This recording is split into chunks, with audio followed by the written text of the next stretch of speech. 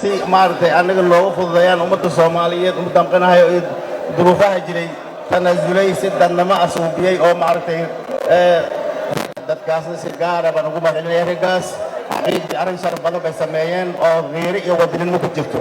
waxaan kale u mahadcelinayaa musharaxii maartay asigana marka tartankii maartay qofkii ilaahay wala faay nasiibkiisna waday asagana si sharaf leh iyo dirdaar ku dhaafay